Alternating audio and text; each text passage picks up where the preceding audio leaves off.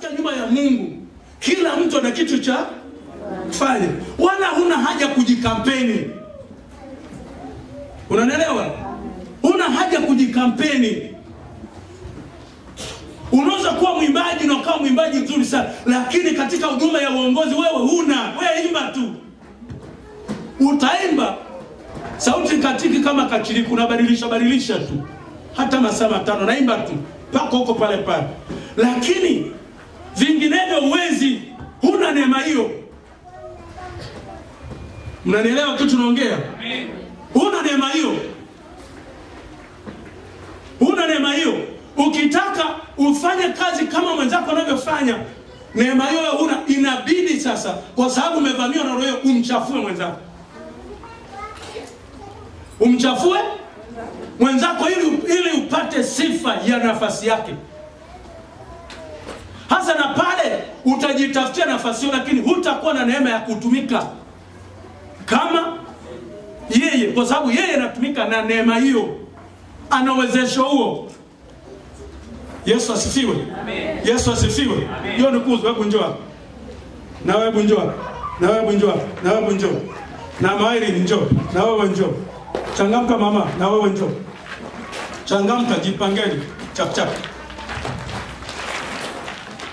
Simama kwa mama Irene. Unafanya kazi wapi? Tuzedi. Unafanya kazi gani? Ya kushona. Ya kushona. Kushona nini? Neti. Hasa huyu ujuzi wake Mungu amempa akili yake na uwezo kushona neti. Na wewe mfanya biashara Sakina. Sakina biashara gani? Furniture. Hivyo vitu tunavyoona madhabahuni huyu kijana amevitengeneza. Lakini ukipewa kushona neti, huyu hawezi kushona neti.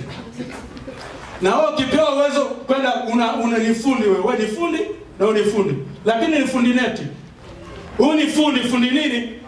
Furniture. Kwa ni vitu viwili tofauti hapa. Kwa hiyo huyu hawezi akafanya kazi ya huyu. Isipokuwa wote wanatakiwa na wanafanya kazi vizuri sana. Na kila mtu anajisifia kwa kazi yake. Na Mungu huyu anamuinua kwa kazi yake kwenda juu. Madhabahuni hapa kadiri anavyotumika, anatumika akiwakilisha pia kazi yake. Ndio maana ulipokuja hapa, ile bidii uliyokuwa nayo naomba ongeza bidii. Kama kuna mtu amekukoroga akili yako, yani leo funguliwa upone vizuri. Ulipokuja ukatii tena ukataka kukimbia, nikamwambia rusha na neema tulia hapa. Akatulia, nikamfundisha, nikamcancel na akaanza kubarikiwa. Kaanza ofisi yake kachanua, lakini akitaka kukimbia kafanikiwa, kaja kwanza kuleta shukrani sofa. Kaanza kununua mashamba, kaanza magari. Sasa unaniambia umenunua nyumba. Ndio. Arusha. Ndio. Lakini ulikuwa unakimbia Arusha.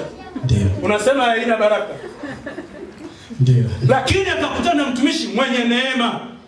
Heshimu sana mtumishi unapopelekwa kwa mtumishi wa Mungu, yani umepelekwa kwa mtumishi mwenye neema ambaye atakufungua na atakuwekezea kitu. Na atakuelekeza nini cha kufanya ili maisha yako yatokeze naye. Kwa hiyo kija hapa jua baba yako ngoi. Mtu yote asikuwekea ubaba wa kujipandikiza wa ufeki kwenye akili yako. Ukichanganywa hivyo ujue umefarakana na nini? Na neema ya Mungu iliyo ndani ya mtumishi kukuendeleza. Hasa wengi waga wajui. Na makanisani kuna watu wengine matapeli wa babaishaji. Aliwe kujaga siku moja mtu mmoja hapa. Anamwambia, "Unajua hivi mimi ni nabii kuliko ngoi." Alafu amekuja na majini kibao na mapepo ya waguzi nikamfukuzia. Nikamwambia tunabomoa na ngome mpaka huko kwenu wasikupate tena. Kusema tunabomoa na ngome za kwao wasipatikane tena, katimua. Anataka yale mapepo majini ya utambuzi, anapomtazama huyu mapepo ya utambuzi, akimtazama Joni, anajua Joni jina lake na mpaka ukoo alikotokea na kabila yake ni mapepo ya utambuzi. Hasa akikutana watumishi wa Mungu wenye upeo wa juu, akikutazama najua wewe ni mapepo ya utambuzi, sio nabii wewe. Alafu aliwadanganya wengi. Mimi ni nabii mkubwa kuliko wengine. Alafu anamwambia jana ulikula ugali, alafu na mboga majani. Alafu juzi ile ulikula pilau. Ni mapepo ya utambuzi yale. Sio nabii. Alafu alidanganya hasa na wengine havikuelewa, hawana upeo wa kuelewa. Alafu kaja katoka hapa, anamwambia twende nenda kuanzisha kanisa. Alafu anazururaga tu mjini anavuruta tu miguu. Hakuna cha nabii wale. Unapokuwa ndani ya kanisa, ndani ya watu, una uwezo wa kusema. Hata nikikupa maiki madhabahuni hapo unaweza kuhubiri, lakini kwa mafuta yaliyo nayo mimi madhabahuni. Lakini mtu anapokuambia yeye ana uwezo kufanya kitu fulani, akafanya sasa. Mbona kufanya mpaka alipo changamka? Kwa hiyo mtu yote asikudanganye kwa ubabaishaji wake. Kwa hiyo kuna watumishi ambao wanaweza kukusaidia. Kwa sasa umeneemeka. Unajua ngoingoi ni nani? Hata tunatamka neno linasikilizwa, nani ameongea? Simama hapo madhabahuni, mshukuru Mungu. Wewe unafanya kazi gani? Mwalimu. Elimu yako liniambia umesoma huko juu kidogo au? Ndio. Nafanya kama afisa elimu kata. Kabisa. Sasa huyu elimu yako tuambie kiwango cha elimu yako. Shahada ya pili masters. Shahada 2 masters. Pigie makofi jamaa. Kumbe dada akakukua. Lakini kala hapa, haleluya. Kala hapa madhabahuni. Naambia mtumishi naweza kusoma mimi, nikamwambia utasoma. Watoto wangu nahitaji wasome. Haleluya. Na elimu hiyo unayopata itumikie. Amen. Unaendelea kuinuliwa. Hasa huyu ana namna yake anavyoweza kutenda. Uwezi kusema unamwonea wivu utende kama huyu, usipojifunze fanikiwaje. Lakini kusema usimame kwa nafasi yake, inabidi ndio hiyo uanze kumchafua. Unajua huyu hafai, unajua huyu yuko hivi, unajua huyu yuko hivi. Hasa unatafuta nafasi yake, na wengine huwa wanapigwa. Huyu kama Mungu amempa nafasi hiyo, huwezi ukamtoa. Ukitaka ukalie kiti chake, nafasi yake, kuna nguvu iliyomweka pale na kuna nguvu inayemlinda, inayempigania. Kwa hiyo kienda hapo natafuta vita, utatandikwa. Na kuna wengine hata nyumba za ibada huwa wanatandikwa bila kujua, kwa ubabaishaji wao. Usije nyumba ya ibada kwa ubabaishaji. Ukiwa ubabaishaji ofisini kwako, mtaani kwako, maeneo mbalimbali, nyumba ya ibada ndio kwa heshima. Hapa tunamtafuta Bwana, tunamlingana Bwana, na Bwana anaangalia mioyo ya watu. Na kila mtu katika nyumba ya Mungu ana namna anavyotenda. Kwa hiyo wala asikwambie, asikutangazie. Unajitangazia. Mimi naweza kuwa fulani kwenye kanisa. Huwezi kujitangazia uongozi kwenye nyumba ya Mungu. Nenda ukagombea wenye kitu serikali za mitaa, balozi kule.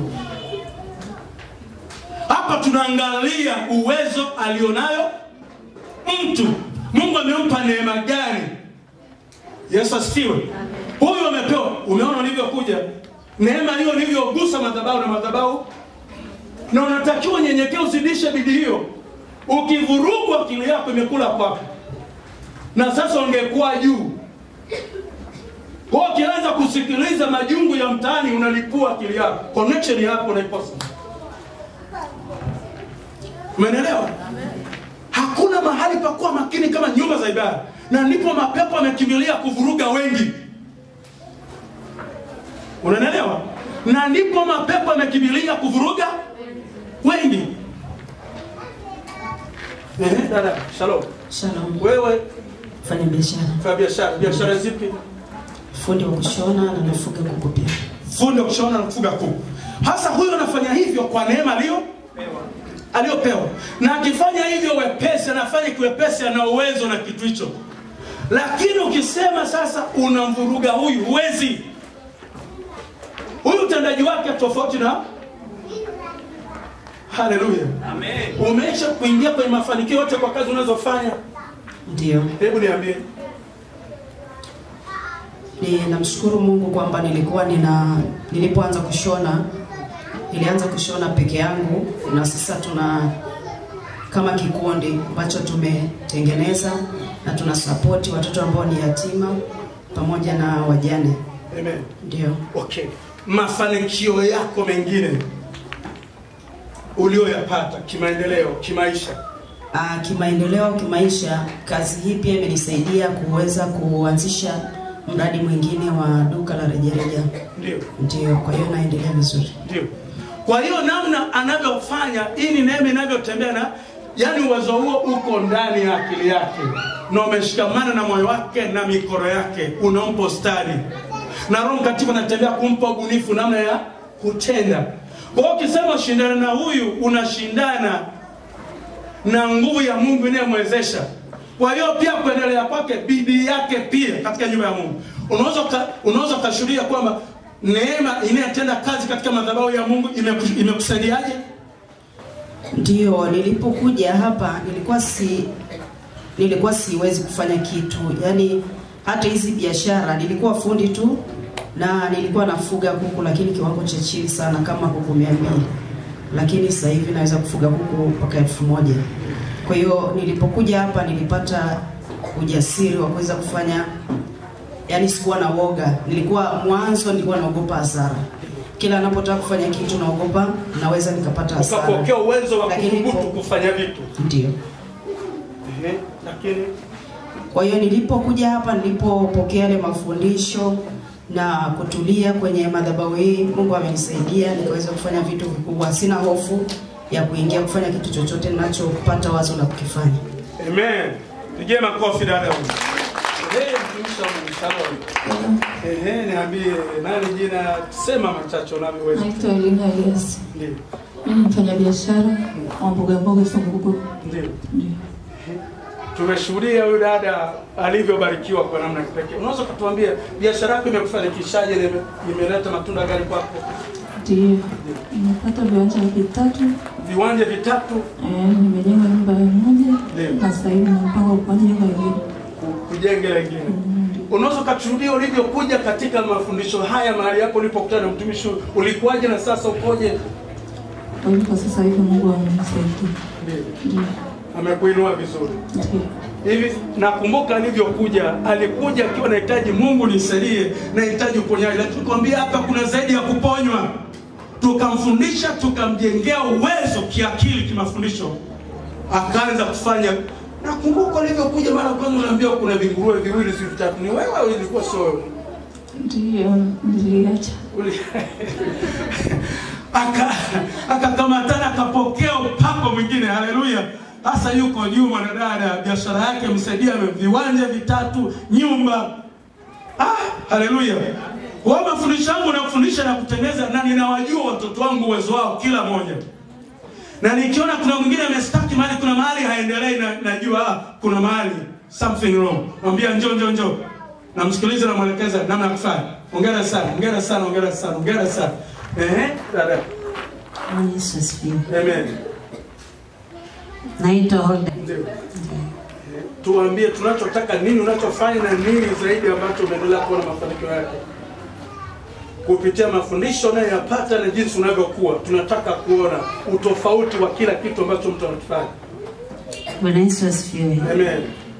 Kwa mafanikio ni makubwa, na labda nianze nilivyokuja. Nilikuwa hasa lililonileta hapa, nilikuwa sina mtoto. Kwa muda kama miaka 12 nilikuwa sina mtoto. Kwa hiyo kubwa ninaloliona la thamani kwangu ni Mungu kunipa mtoto kupitia madhabahu. Pigie Bwana Yesu makofi. Mungu anatuinua utukufu kwenda utukufu, kama vile mtumishi anavyosema, utukufu kwenda utukufu.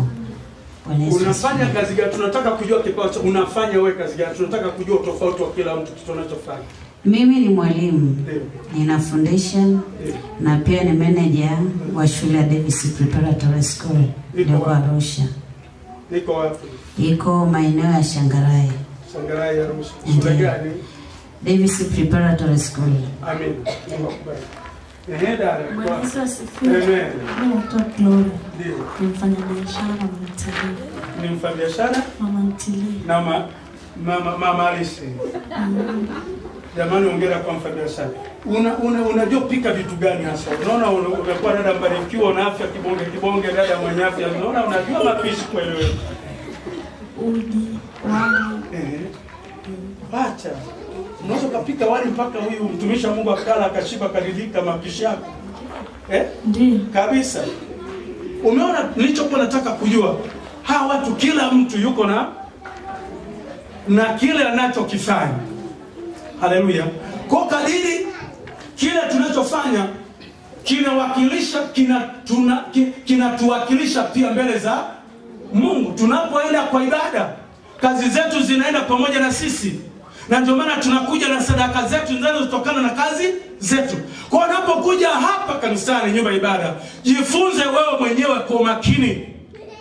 Jifunze wewe mwenyewe kwa umakini ili uone Mungu anasema na wewe nini. Hapo ulipofika na kupeleka wapi, daraja gani, na anataka kufanya jambo gani, na kuzidisha umakini. Kwa hiyo wote waliambiwa Kaini na Abili, kila mtu aje kwa ibada na andae sadaka yake. Lakini sadaka ya mwenzake Mungu akatakabali sadaka ya Habili. Lakini ya Kaini Mungu hakumtakabali. Kwa sababu gani?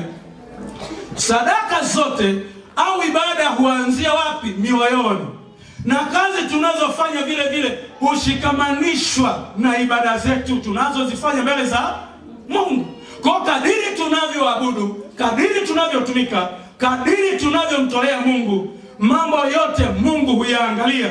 Na Mungu tujua kutokea mbali, na ni Mungu anayeangalia mioyo. Haleluya. Kwa unapokuja mbele za Mungu, kunjua moyo wako, muabudu Mungu wako, mtumikie Mungu wako, fanya kile unachokiweza mbele za Mungu. Usishindane. Usishindane na mwingine, isipokuwa kadiri anavyofanikiwa, ona na mimi ninaweza kufanikisha zaidi. Kadiri anavyofanikiwa, ona na wewe unaweza kufanikiwa kwa namna yako. Na wala usikatishwe tamaa na mtu. Haleluya. Kila mtu hapo anatenda kwa namna yake. Huyu akasema yeye ni hotelia na ni mpishi mzuri, na tunamwona anavyoonekana. Na huyu mtumishi wa Mungu huyu kasema yeye ni meneja wa shule, na tumeshuhudia mara nyingi akitupa shuhuda shule yake inavyofanya vizuri, na wakati mwingine imeongoza.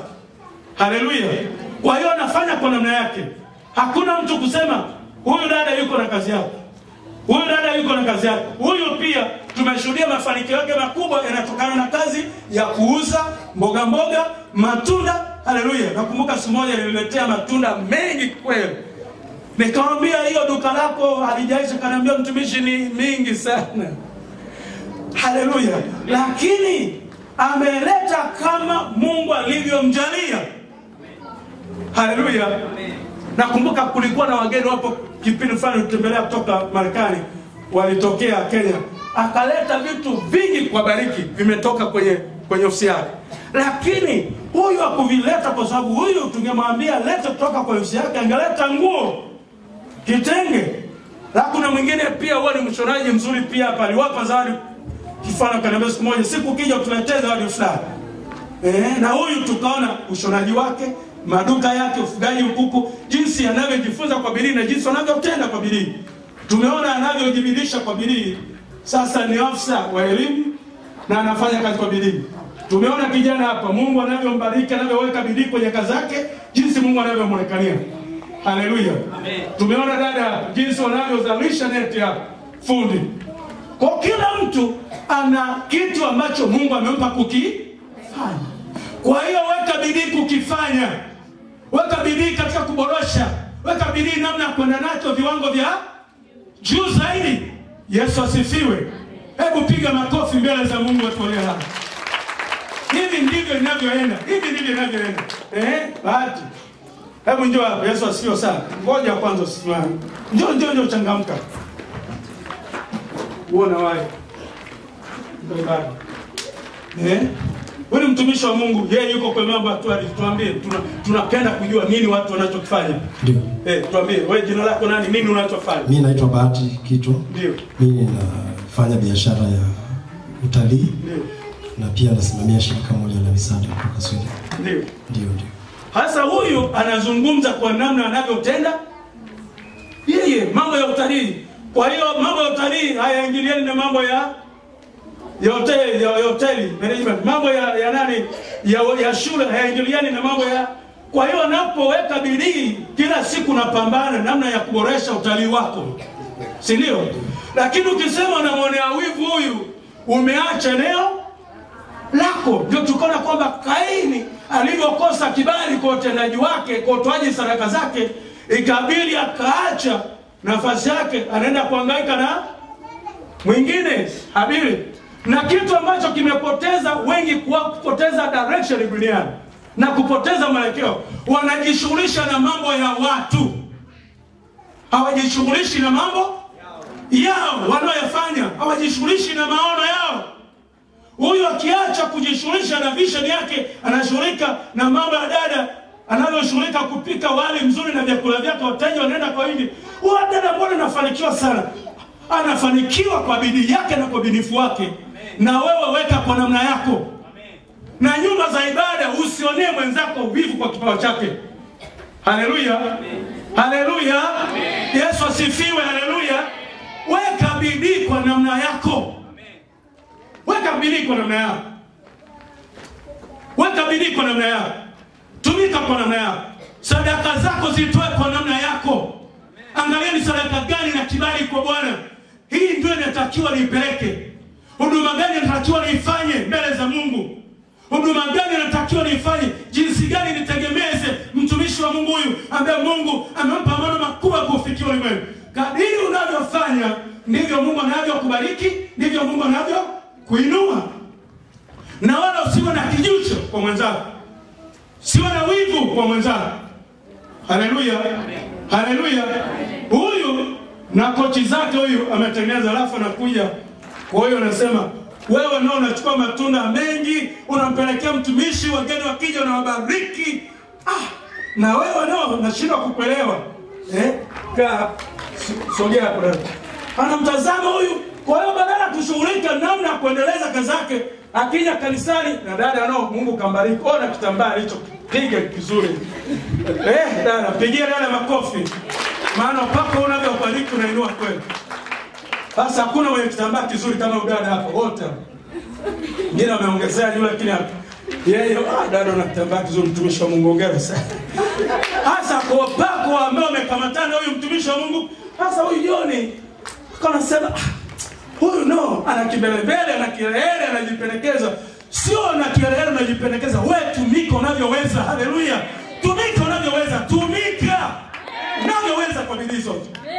Na sasa huyu aweza kaja kusema kwa kweli natumika, lakini huyu hivi anipataje ile wazo la kuleta sofa kwenye madhabahu ya Bwana? Kila mtumishi akija kila siku anaikalia. Hii ni sofa. Huyu no ametoka wapi? Kwa nini mtumishi wa Mungu alifunuliwa na Mungu wakati anataka kukimbia Arusha, akaambiwa tulio tabarikiwa hapa? Kwa nini mtumishi alimwambia yamkini mimi ningenunua ile sofa, ningenunua kiti mtumishi wa Mungu akalie? Kwa hiyo huyu akienda hivyo anaachana na kile ambacho Mungu alimpa kukifanya, anaanza kuhangaika na huyu. Wengi wanateseka kwa kudili na mambo ya watu wengine. Ameachaga mraba wake, ameachaga eneo ambalo Mungu alimpa lisimamia kulifanya, anahangaika na watu wengine, anahangaika na maana mtu mwingine tena kwenda kumdhibiti. Hata fanikiwa nakwambia atafanikiwa. Mpaka anaanza kutengeneza maneno ya majungu, anatengeneza maneno, anakuja kanisani anaanza kusema unajua kitu gani? Amebarikiwa vipi yule? Hana kitu yoyote. Amebarikiwa vipi? Mbona pale ni kembamba tu. Amebarikiwa vipi? Mbona naona hamna kitu yoyote. Mimi anifikii mimi. Hayo maneno katika nyumba ya Mungu, katika jamii hayatakiwi. Haleluya. Furahia mwenzako anapofanikiwa. Furahia mwenzako anapofanya vitu. Amen. Haleluya. Wewe tenda kwa namna yako na yeye atende kwa namna yake, na umsifie, umpongeze kwa jinsi anavyo tenda, na wala usimtolee maneno. Ukija hapa mimi Mungu ameninua, mimi ni baba yako. Na kufundisha na kuelekeza na kupa lecture za maana namna kutoka. Kwa hiyo hao wote kadiri unavyofanikiwa, sina wivu na yeyote. Nafurahia maendeleo ya Joni, nafurahia maendeleo ya afisa elimu hapa, nafurahia maendeleo hapa ya biashara huyu mwenye maduka na mwenye miradi ya mifugo, nafurahia maendeleo ya mtumishi wa Mungu hapa fundi neti, nafurahia maendeleo ya biashara huyu ambaye anafanya biashara mboga na vitu vingine na viwanja vingi, majumba. Haleluya. Amen. Haleluya. Mwanzoni nilipomsikiliza akaniambia na vinguruwe hivyo viuli vitatu, lakini tukashauriana tukaelekezana kwa kale kamradi akalipi vizuri kwa mazingira yake. Kasema tena na hama hapa na tafuta eneo kubwa nifanye vitu vya kimaendeleo. Sasa hao mazungumzo yako, lakini miaka imepita. Kwa kila mtu anaelewa nini alivyokuja kwenye mambo yangu. Na dada hapa mtumishi wa Mungu. Kila mtu apigane namna anavyoweza. Usitafute kumdhuru mtu. Usiwe unavyotafuta kuchafua mtu kwa maneno, unafarakana na neema ya Mungu. Neema ya Mungu ndiyo inayestawisha maisha yetu. Neema ya Mungu ndiyo inayestawisha maono yetu. Kwa unapotukana mwenzako, unapochafua mwenzako, unapoona mwenzako si kitu, unajitafutia balaa. Unajiroga mwenyewe, unaroga biashara yako, unaroga kile unacho kifanya. Unatumika huko kazini kwako kwa bidii zote. Unaitwa bosi. Nyinyi mabosi kwenye ofisi zenu kule, bosi huko uliko kwenye viwanda. Bosi huko kwenye viwanda vyako na biashara. Bosi usalimu wewe. Bosi na wewe kwenye kiwanda chako. Bosi na wewe dada. Bosi na wewe wafanyakazi kibao. Bosi. Lakini mkija hapa kwa mtumishi wa Mungu, ninyi saluti zenu zinaishia huko mlangoni. Na kama na mabodyguard wenu, mnaingia hapa, mmeingia kwenye jumba la Mungu. Haleluya. Hii ni nyumba ya Mungu. Ingia hapa kwa unyenyekevu mkubwa. Moyo wako na nia na njaa kumtafuta Mungu. Haleluya. Una njaa na kiu kumtafuta Mungu. Na wala hapo usitafuta kutambuliwa kama bosi. Utapishana na neema ya Mungu. Haleluya. Haleluya. Utapishana na neema ya Mungu. Yesu asifiwe sana. Hongereni sana. Endelea kuwa mabosi mnunuliwa.